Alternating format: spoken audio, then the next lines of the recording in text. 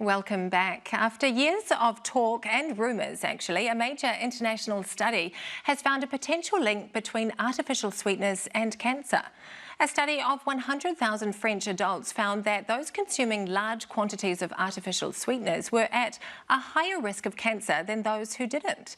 The sweeteners are commonly found in diet and no-sugar versions of soft drinks. Well, joining me now live from Paris is the lead researcher of that study, Dr. Mathilde Touvet.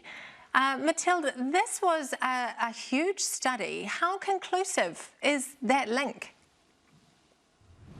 Yes, we worked in the framework of the Nutrient Santé cohort, so more than 100,000 participants, and we observed an association between a higher exposure to these artificial sweetener and increased risk in this cohort. So, caution, this is the first study to study these results at the international level, so it needs to be confirmed, but yet the associations were very robust and stable across many sensitivity analysis in this cohort. And how much of these products is too much? What did you find out about that in your study?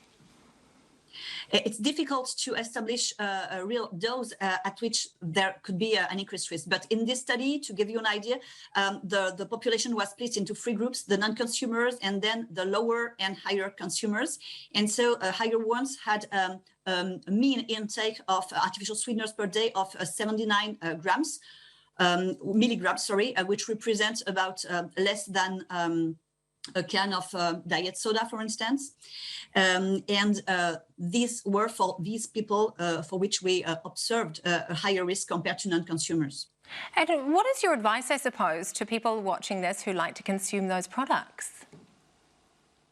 So, yes, in fact, the recommendations from several public health agencies are not to consider so far that artificial sweeteners would be safe alternatives as for the consumption of sugar. And so the idea would be to try to lower both our consumption of added sugar and artificial sweeteners, and to try to lose the habits of sugary tastes, and not to educate children with these states and make them realize that it's not normal to have diet soda or sugary drinks on the table instead of water, and so on, to take good habits from the younger age.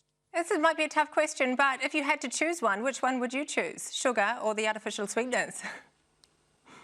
In fact, both were associated with increased cancer risk in this study, and the association with the sugary drinks and so on with bad health outcomes are very, very with a high level of evidence. So none is recommended, and it all is a question of moderation. I mean, if you drink or eat some sugary or artificially sweetened products from time to time and not in large quantities, there won't be any problem. It's all a matter of balance and moderation.